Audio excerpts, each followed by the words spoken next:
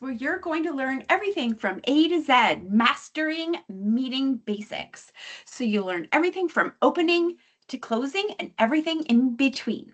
We'll touch on a code of conduct, setting up your space, lodges, lairs, and patrols. Oh my, what are those? Well, we'll learn more about those small teams. Leadership, well, it's not just about our section leadership teams, it's us as scouters, and how do we involve those parents so they take on more of those leadership roles? Planning the year, balancing your program, meeting structure, and we can't forget plan do review. Yes, we will take some time to review. We're going to start with our code of conduct. So, well, what the heck is a code of conduct and why should we have it?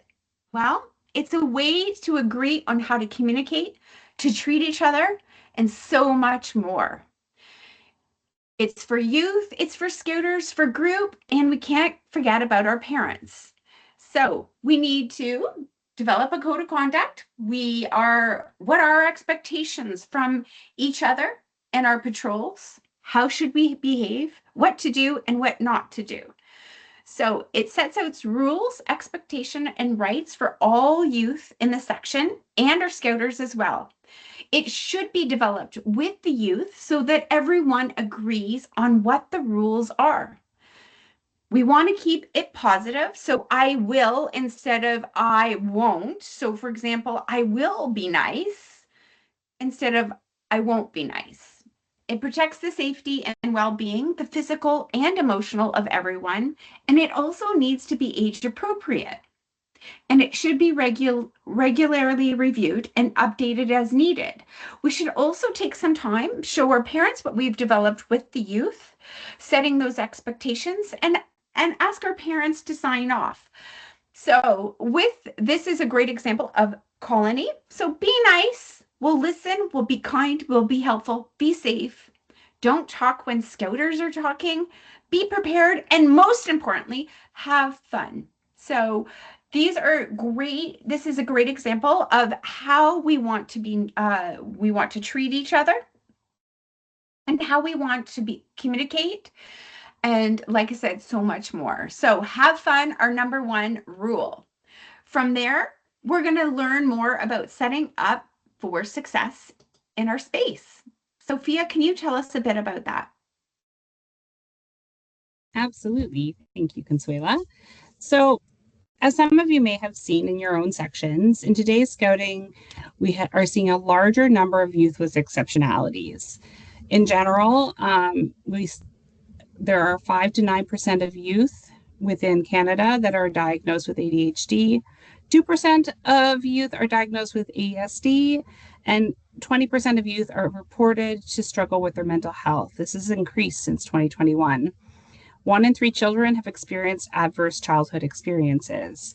So this presents sometimes a real challenge for our scouters. So I'm going to give you a few really easy, simple ways to help adapt your program to help ensure that we have the most inclusive and welcoming environment for all the youth that we are seeing come into our programs, those with exceptionalities and those without. We do our best first to set up our sections for success. There are some very simple ways. So one really easy way are sensory bins. They're always visible and accessible. We'll cover sensory bins a little bit later in more detail. Another really simple way is doing a meeting schedule, a visual meeting schedule. It can be anything from Duplo blocks with Sharpie written on with activity, opening, closing, that sort of stuff, and they can be moved and changed depending on if something changes in your section meeting, you have to shift things around. It can also be a wipeable meeting plan that you position on a wall during each meeting.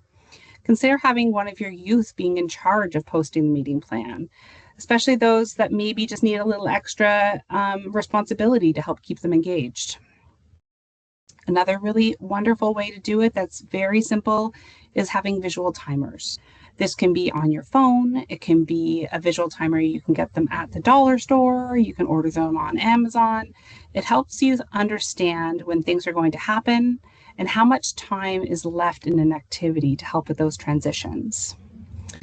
Speaking of transitions, that's another way, or warnings about transitions is another way to really help our youth with exceptionalities, as well as help everyone within the section. Time warnings, information about the space, front loading, as much information as possible, letting them know how long the activity is going to be, where it's going to happen if you have to move outside for an activity, and that you're going to give them a 5-minute warning before you're switching activities is super helpful to help with predictability for your section. Another way to really keep it positive and inclusive in your section is feedback, positive feedback and rewards. Youth today, especially those with exceptionalities, are faced with a ton of negative feedback. Giving them a positive when they're in scouting is so important to ensure that they feel safe and valued for whatever they're able to offer that night. When you're giving feedback, it's important to try and be specific. Instead of saying, great job, you could say, I really like the way you worked hard on your cub car tonight. Something specific that they can understand what they did well. It helps to, it really helps them understand what it was they did well, not just generalization. You can use also a jar of pom-poms, something I've done in my own section, or a sticker chart. Every time a scouter sees someone do something kind or something positive, you put a pom-pom or a pom-pom in the jar or a sticker on the chart. And then the section can decide what reward they will receive once the jar is full or the sticker chart is full, something like a pizza party or Timbits or dance party. The ideas are endless. Ask your youth what they want to do. When we set up the space for youth with exceptionalities, it helps everyone, including the scouters. So it's really a really fun way and an easy way to ensure everyone feels included and supported. Next slide, please, Consuela. Oh, awesome. So next we're going to go on to transition strategies. Actually, can you go back one, Consuela? Thank you. Perfect. So as I was talking about a little bit earlier, were transition strategies, giving your youth a heads up when things are changing or moving to an new activity. This could include things like verbal warnings. You could give like a 10, a 5, and a 2 minutes left, using waterfall signs to get their attention and then letting them know it's time to change. There are lots of ways to find what works with your section. The number one thing is to remember that your youth do better with predictability and understanding what's happening. If you told them last week that they were going to work on cub cars, and this week you haven't warned them ahead of time that they didn't come in, that could be a disappointment for some and a very big challenge for others that really need to know what's going to happen and most likely gotten prepared and ready for the activity so that they were doing that night. So giving a heads up to the parents that, oh, cub cars didn't come in that night in time, so we're going to have to switch things up. It's a really easy, great way with communication with your parents. Things do change, and that's okay. Again, just about communication. Front loading all information will help your youth feel more comfortable and confident in your meeting space. So again, as I said before, instructions, schedule, and the space. Where are the washrooms? Where is the fire exit? Where is the first aid kit? Where's your sensory corner for you that need a little bit of a break? You can do that by maybe having a scavenger hunt or having them look for any challenges or safety issues within your space. They're really a lot better at finding them than we are because they're a lot lower to the ground. And instructions. Giving them instructions, some youth do well having them all at once. But often it's too hard for those with exceptionalities, so break it down into steps. 1 to 3 steps at a time, depending on the age and the ability. This is often when you see youth disengage because they can't remember all the steps you told them to an activity. An easy way to be inclusive is to tell the youth that you're going to go over all of the steps, but then you'll also do it one at a time. You can do this verbally or visually, whichever works best for your section. Awesome. Can we move on to the next slide? Fantastic. Thank you, Consuela. As we were talking about earlier, I said I'd expand on it a bit, is sensory kits. For youth with exceptionalities, they are often managing a lot of sensory input. Having the space and tools to regulate as well as communicate where they are at is extremely important to ensuring we are providing a safe, inclusive environment. Having a sheet with, say, the zones of regulation posted at the door of your meeting space so they can indicate how they are feeling without explanation, is a great way to communicate with the Scouters. It lets you know who may need a little extra support that night, or potentially who might be a great person to give an opportunity to be a leader that night. Consider having busy bins available in case youth need just a quiet minute or for those who aren't ready to engage. Examples could be bags of Lego, Jenga, rainbow loom elastics, coloring sheets, origami sheets. List is really endless. You can ask the parents if they have any similar items that you could use in your sections. One way to have them that I've tried is one per lodge or layer, and then rotate weekly, so it's always interesting and different. Having a sensory box and comm space always ready and available at your meeting so that youth who need it or want it can go at any time to self-regulate. A yoga mat or a little pop-up tent in the meeting space is a great way to have the space open and available at every meeting. I just suggest taking the fly off of a tent so that you have visibility. It's also super portable. You can take it outside for outdoor meetings. You could take it to a field at a park if you're going there. It's a fantastic way. Also, make your sensory bag portable. Put it in a little bag that can be popped into a backpack and let them know who's carrying it that night in case they want something. Depending on your youth, some things you might consider having on hand are noise-canceling headphones, stickers, whiteboards for communication so they can write you a note in case they are just not able to kind of verbalize it at that time, stuffed toys, visual communication cards that we have some on our brand folder that are easily accessible for printing, sensory fidgets, poppets, comm strips, which you can add to like a little clear keychain and can be attached to a backpack while you're out.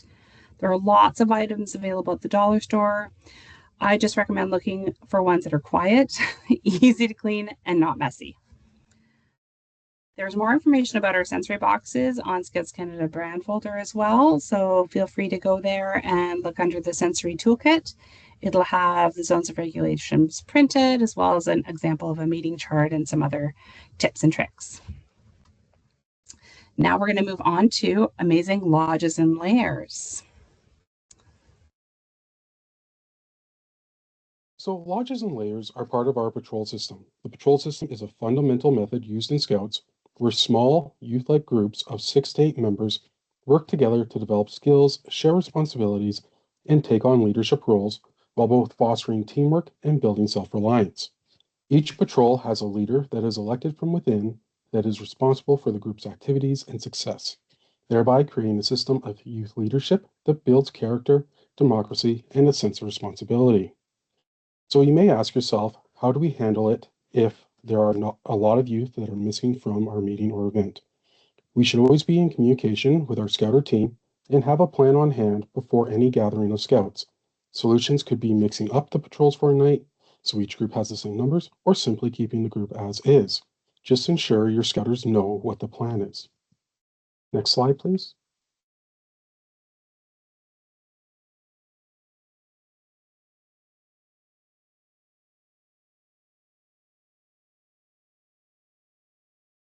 So please enjoy this short video outlining the section leadership team.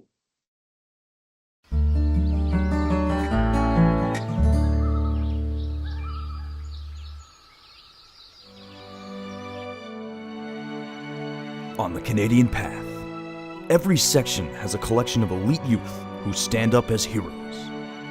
These heroes are committed to great safe scouting adventures. They do their best every day. They are the best. When these heroes come together, they are the Section Leadership Team. The Whitetail Beaver Scouts are third-year beavers. By day, they lead their lodges, teaming up with brown tails and blue tails for all kinds of fun activities. But when it's time to seek out a big adventure for the whole colony, they come together to form the Whitetail Council. Third-year Cub Scouts are howlers. By day, they lead their lairs, teaming up with runners and trackers and finding fun things to do. From time to time, however, the howlers get together to form the Howler Council. The Howler Council is the voice of the pack. It decides what amazing adventures the Cubs will share. Meet your patrol leader. The bold patrol leader is a scout who the other scouts in the patrol can come to with their ideas for the patrol's adventures, or to seek good scouting advice. The patrol leader can always get a helping hand from the plucky sidekick, the assistant patrol leader. The APL is a second set of eyes and ears for the patrol leader, and a good friend the patrol leader can turn to for a trusted opinion. The assistant patrol leader is always ready to step up if the patrol leader is away. Meet the Troop Leadership Team. The Troop Leadership Team is the assembly of patrol leaders. Together, these heroic scouts tackle any of the troop's problems and make sure outstanding adventures come together. A particular scout guides the Troop Leadership Team. The Troop Leader. The Troop Leader is a wise and experienced scout. A scout the patrol leaders can turn to for guidance. This troop leader helps the patrol leaders come to agreement when making decisions for the troop. Introducing the Company Leadership Team. The Company Leadership Team is a council of expedition leaders and important administrators of the company. Secretary, Treasurer, Quartermaster, and, most importantly, the Company Leader. This Venturer Scout keeps the whole Venturer Company on track by working with the Company Leadership Team to make great adventures happen. And finally, our constant dynamic duos, the Scouters. The Scouters are wise gurus who keep the section leadership teams on track. They don't say a lot, but their words are powerful. Scouters keep the youth safe and help them to have amazing new adventures. The section leadership teams are how senior youth come together and make great things happen for their sections. The heroes on these teams are the first points of contact for Scouters. They are the defenders of youth-led scouting. We'll see you on the Canadian Path.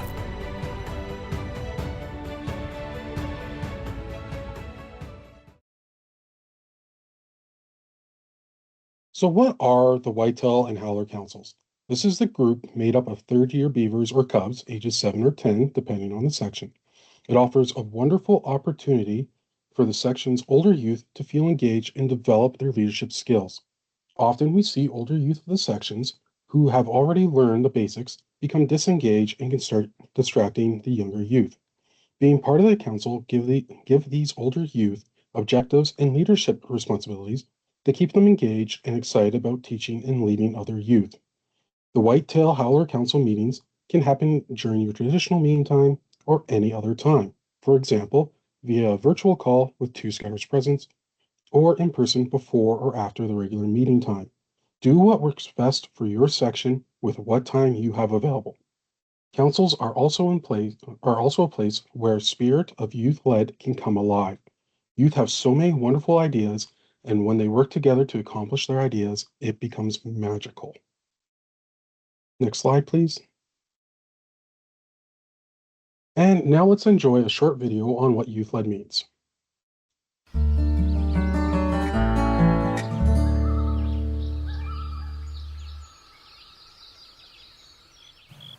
Can we play outside? No, we have to do our planning. Can we play a game? No, we're planning. Can we find the cricket? Not until you tell us what we're gonna do. Well,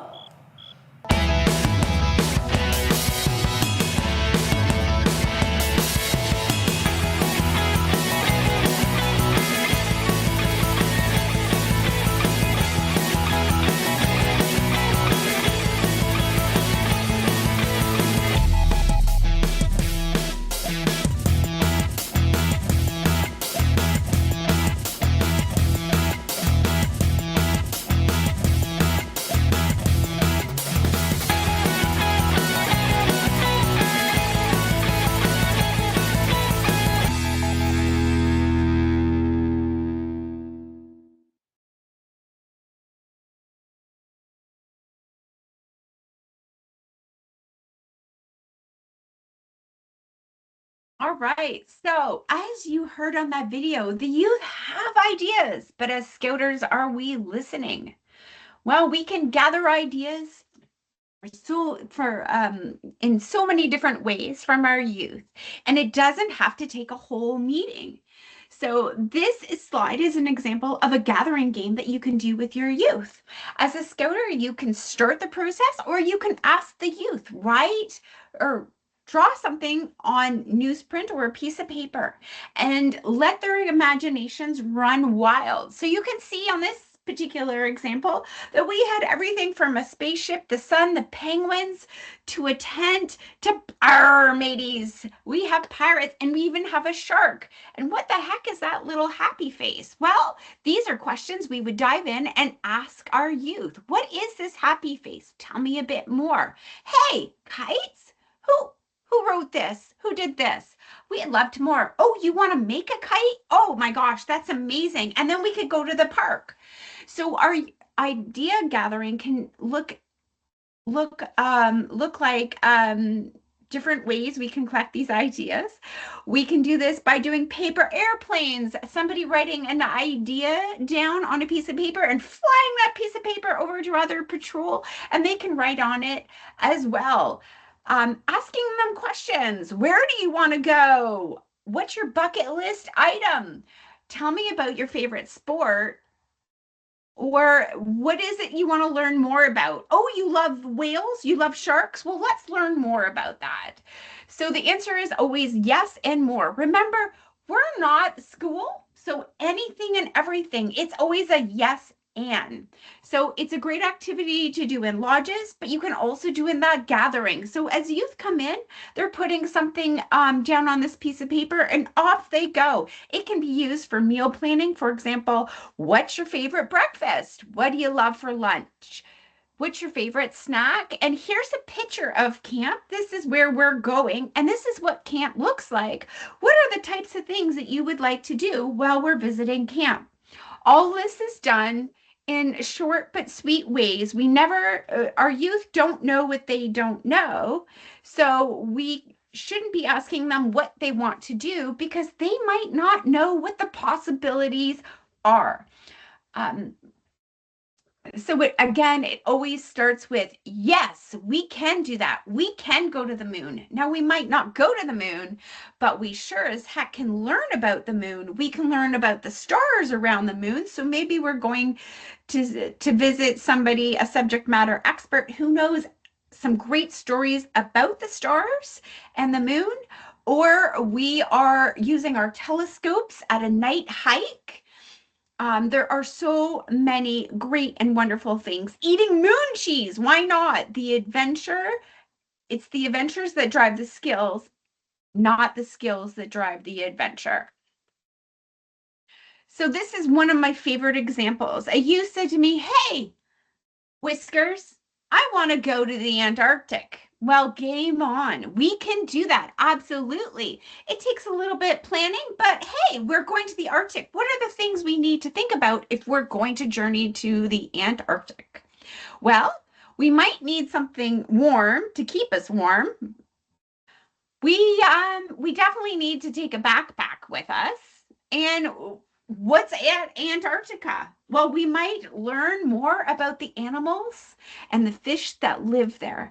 So with this one idea, we can go crazy with planning an expedition. So week 1, well, we're going to make toques. Because we know we have to dress appropriately for this big adventure. Week 2, well, what's in your day pack? Who's got the best snack? Let me see.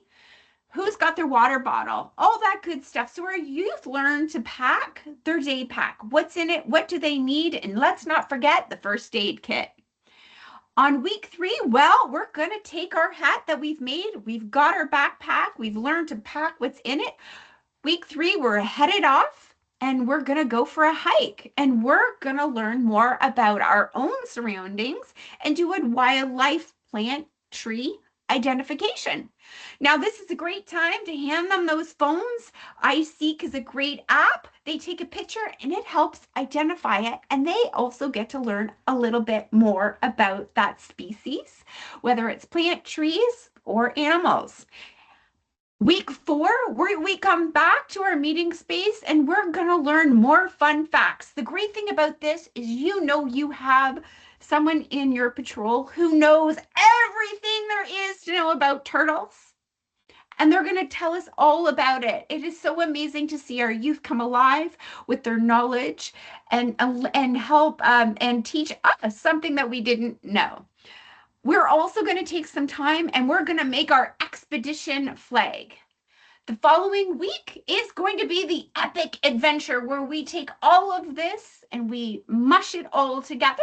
So we're going on a hike. We're looking for animal tracks. We know what trees are around us.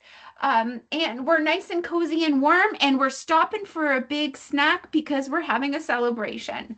So this is a great example of what we call Sega adventures. So as a scouter, you are a scouter. You're not a leader. So what exactly do we mean by this? Well, we have a video to help explain.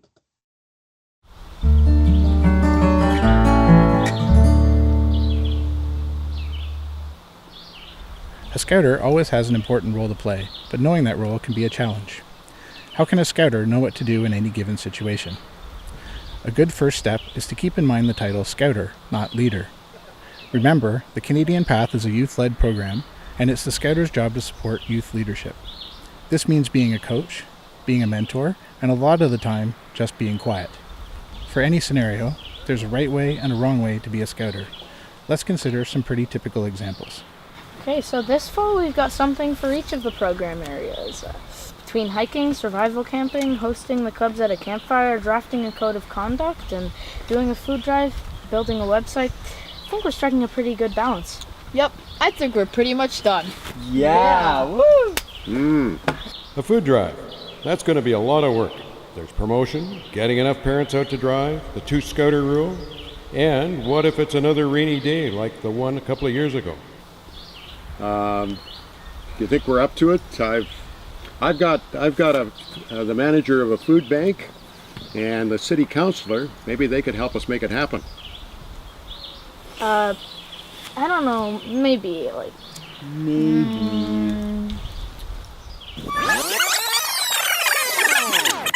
Yep, I'd say we're pretty much done. Yeah. A food drive. That's going to be a lot of work, but it's not like it's something our scouts haven't pulled off before. I'll have to make sure they remember to make checking the forecast part of the planning. Can't believe some of the scouts showed up without rain gear last time. Safety first. You've done a good job at the planning so far. There's a lot of work still to do, though. So, but I'm confident you guys can make it happen. So, can I get in on the high five? Okay. Yep. I don't even know how to do this. How do you do this thing again? Maybe you should do a double knot, I don't know. Double knot. Well, maybe try it in like the different direction. Different direction, double knot. Yeah. What about the other one? Maybe add another loop or tuck it under. It's never gonna work. Tuck it under that. Come on, let's just try. Oh no! Oh man, they should be done by now. Guess it's time to go save their bacon again. Hey guys, what are you doing? We're lashing. Lashing, yeah. That's what we're doing. That's what that is. Yeah, those ropes got to be way closer together. Maybe we can give you guys a hand? Yeah. Show you how to do it? Come on, here, watch. You got to tighten it up like this. Yeah, see, these are way too loose. Yeah, you got to tighten this up. Yeah, shouldn't we be doing this? Yeah, you can do it after. Later, yeah. We'll pay attention though, so you learn how to do it. Yeah. Different direction, double knot. Yeah. What about the other one? Maybe add another loop or tuck it under. It's never gonna work. Shoot, I thought they'd be done by now. Well, maybe I can lend a hand before they get too frustrated. Hey guys, what you doing? Oh, we're lashing. Yeah. How's it going? Oh, it's going pretty good. Yeah. Good. Do you need any help? No. I think we'll get this done in no time.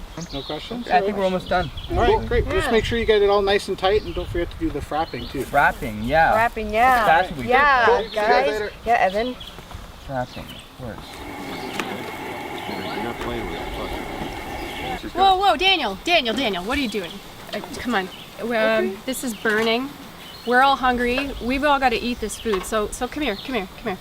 All right, this is clearly too hot. So you've got to take over by, you got to check the heat on the stove under here, okay? So there's obviously something going wrong with the stove, and this is burned. So we're just gonna have to, maybe we're gonna have to throw these out. I don't know.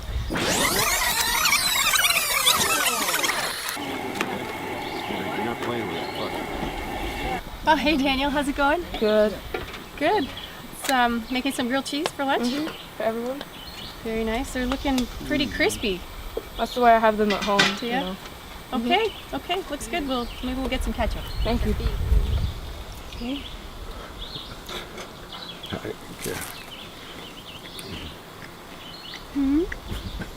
No, it's cooked. It's got a day of It sure looks cooked. Yes. Can you pass me the ketchup, please? Here. You'll need lots. Okay. Thanks for cooking, guys. All right. So as a scouter, it doesn't mean you're the subject matter expert about everything. What it means is that you're coming prepared to learn from your youth. And ultimately, we're not there to be perfectionists. We're there to ensure that our youth have an opportunity to make safe mistakes. So as a scouter, I don't need to be able to start a fire or tie a knot. There might be somebody on my team that has those skills. So it's their opportunity to shine and my opportunity to learn, to demonstrate that the mentoring and the coaching that will happen just organically with our youth. So be open to learning, not only from your scouters, but from your from your youth, and learn by doing, and encourage your youth to do the same.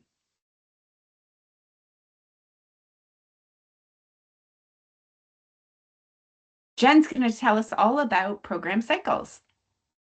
Yes, I am. You can think of program cycles and seasons. In June, your group can make plans for the fall. You can start implementing them after you all return from your summer break, when you're all rested and ready to go.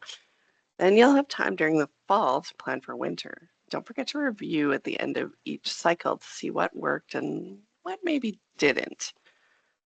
Like everything else in the program, it's plan, do, review, and seasonal cycles are no different. So next slide, please. The section planning guide is a handy tool in your toolbox to break the year down into sections for ease of planning. Scouts Canada has suggestions, but remember that you're planning for your group and you know them best. If you have a group of youth who are entirely new, maybe this year is not the right year to plan for 10 nights away. You can take it slow if that feels right. The beauty of seasonal planning is that you have ample opportunity to adjust across the year. So if you plan for one season and it seems a little bit light, you can ramp up the difficulty for the next season. That's the review in the plan, do, review. Next slide, please. Start big. Talk with your group about large events, camps, fundraisers, so you can be aware of dates. Look at the school schedules, see when school breaks are. Once you know when you're going to have the time and space and youth to meet, you can plan away. You can next slide, please. Yeah, you can break it down and you can plan each cycle more closely, looking at the overall goals of what you want to achieve. Are there large camps or events that you want to get to? Can you implement the ideas the youth want to do during this particular cycle, or would it be better to move them to a different one? So if the youth have said that they want to do a camp out where they're stargazing, maybe the winter cycle is not the cycle for that adventure. It certainly isn't here in cloudy southwestern British Columbia. Can you use the Plan Do review to look at any saga adventures that might fit this cycle. You can have these discussions with the section leadership team that we have discussed and your fellow Scouters, and always, always, always consult the youth. Next slide, please. Yes, break it down even more.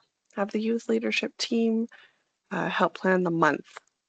Possible, plan the sequence of meetings so that youth acquire the skills needed to move on to bigger and broader adventures. If the end result is to go snowshoeing, one meeting could be to learn about what to wear in the cold, feature a relay race between lodges to dress a beaver in adult-sized winter gear. Involving youth and Scouters in both planning and execution of a meeting gives everyone agency and allows the youth to feel a sense of ownership in their section.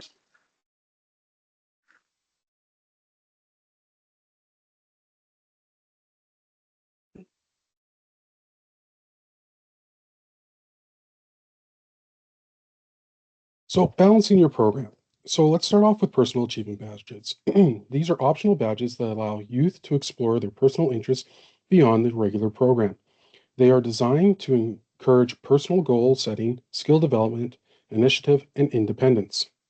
Then there are the 9 outdoor adventure skill badges that represent practical outdoor skills that youth develop through their journey in Scouts. These are activity-based adventures that build on each other over the years and progress through the 9 levels.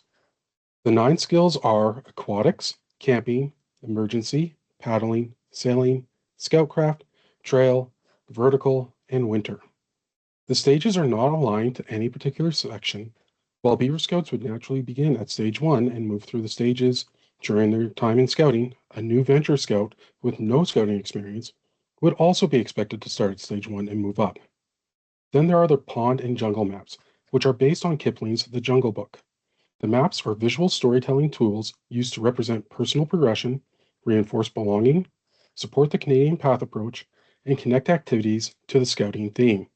Youth travel through the map as they grow in skills, confidence, and leadership by making the development visible and meaningful. As with all things, spices are intertwined with running your program. The spices are not planned but occur naturally and understood upon reflection. Jen will now discuss meeting structure.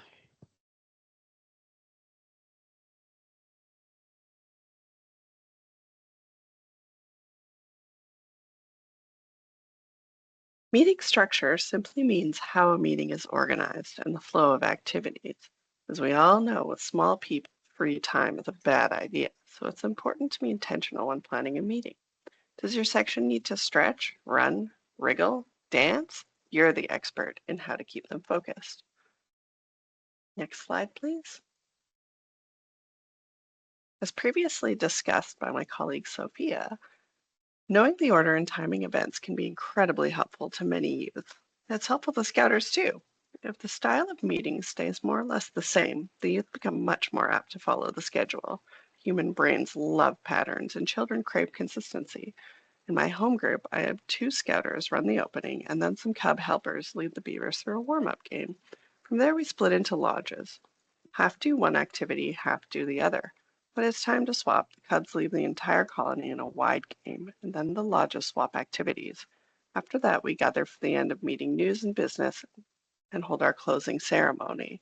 This is consistent throughout the weeks so that the Beavers know what's expected of them, and they know that even though they're getting the wiggles, the time will come for them to get them all out.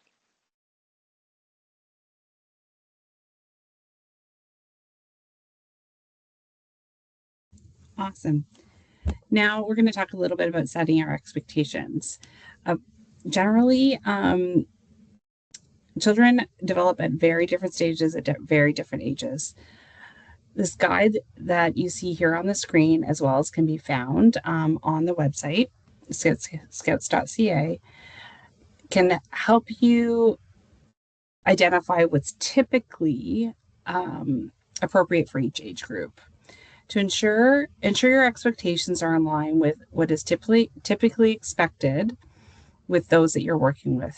Please remember that all youth are different, and this is just a guide. Get to know your youth and what their abilities are. Expecting more from a youth than is developmentally appropriate for them at whatever age they are is frustrating and hard on everyone and can often cause a lot of challenges in your sections. So again, know your youth. If you need extra help, ask for help from either your section leadership team or your council or your group committee, but do your best to ensure that when you're planning for your meetings and planning for your adventures, that you are planning things that are age appropriate and developmentally appropriate for your youth. We're now going to move on to our amazing spices.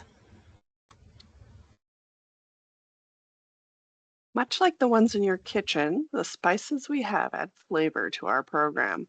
Social, physical, intellectual, character, emotional, and spiritual development are all key parts of the journey from child to adult. Spiritual? You might think you're not equipped or allowed to pass this along, but you are. Spirituality is simply the idea that we're part of something bigger than ourselves and that we have a duty to be kind to others. Whether it's religion or a faith group or deep appreciation for nature and our own part in it, it counts.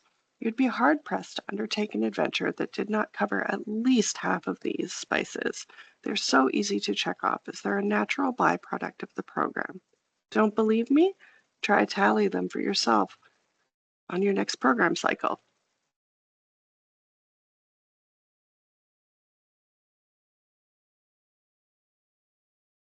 So let's put it all together in a thought exercise. Think about planning an adventure. Youth should be broken into their lodges or layers. They should pick one method of brainstorming, from drawing ideas to writing them down on a piece of paper, whiteboard, or a large sheet of flip paper for activities the youth would like to do. Remember, the youth should be the ones coming up with ideas. Some ideas that they could come up with are going camping, going on a Pokemon adventure, or visiting Hawaii. While planning the adventure, ask yourself the following questions. What are the responsibilities of the youth? How can parents or guardians support? And for Scouters, who is doing what and when? You can also ask what program areas this adventure touch on. Environment and outdoors, leadership, active and healthy living, citizenship, creative expression, beliefs and values. And then we go on our adventure. Remember that the spices are part of everything we do. We cannot plan for the spices, as we've already stated, and they happen naturally. And then plan, do, review is the process in which we do all of our activities. Here, the youth planned via brainstorming. They went on their Pokemon adventure, and now we review. We should ask questions during the review that incite reflection. Questions like, what went well? What didn't go well? What do you know now that you didn't know later? We'll go deeper into plan, do, review a little later. I'll now pass it on to Consuela to talk about resources.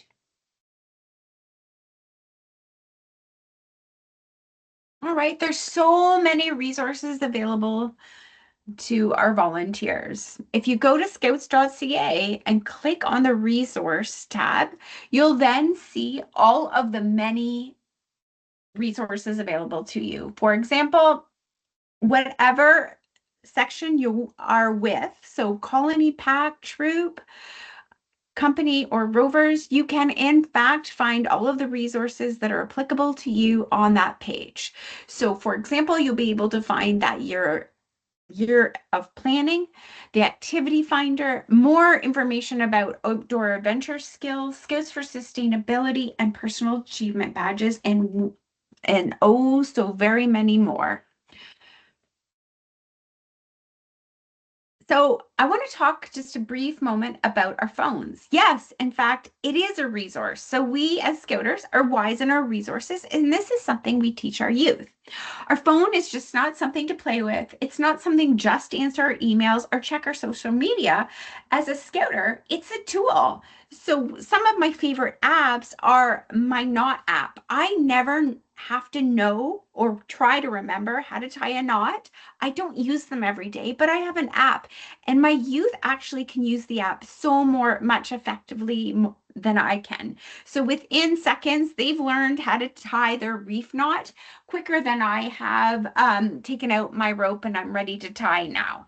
So these are types of examples of things you can use. There's also iSeek. I mentioned that. It's a great app to what the heck is that plant, that animal, that tree. It helps you identify and it gives you a bit more information. There's geocaching. There are so many different apps that we can teach our youth how to use and how to use our phones as tools. So don't forget to utilize that and demonstrate that skill.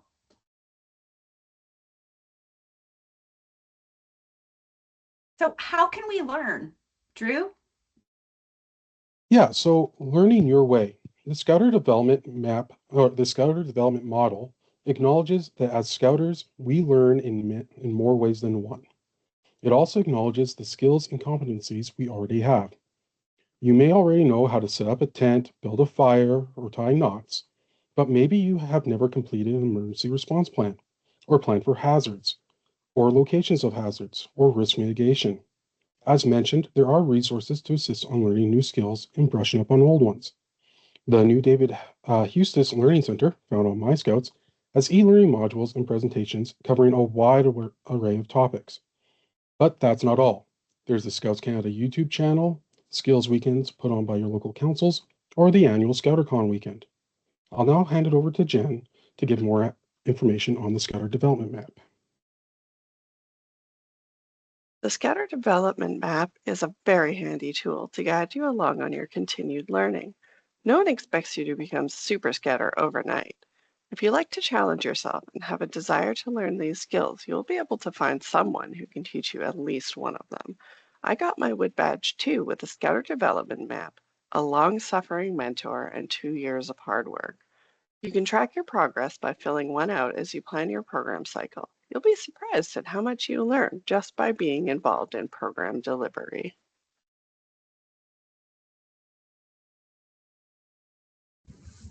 Awesome.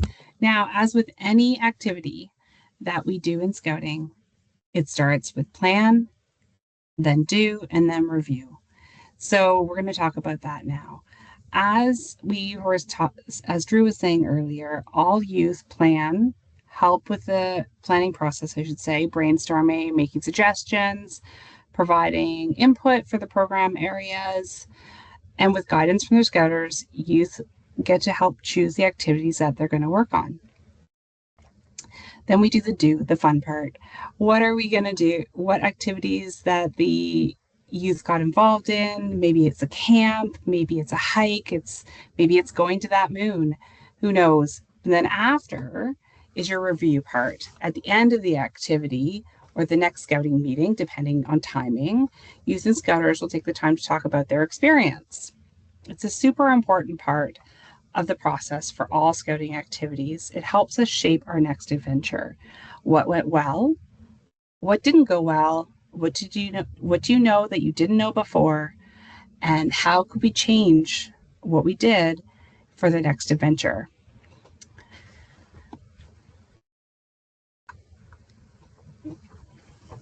And now I'm going to pass it to Consuela for our closing remarks.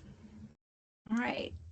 We just want to say thank you for all of your time, your effort, your enthusiasm, and your willingness to learn. We're excited to have you. Know that you're not alone. There are so many people in the organization that are there to help mentor and coach you. Remember to learn by doing. Learn, and what I mean by that is make some mistakes in a fun, safe environment, and know that you're going to learn just as much as our youth. So again, thank you, and happy adventures.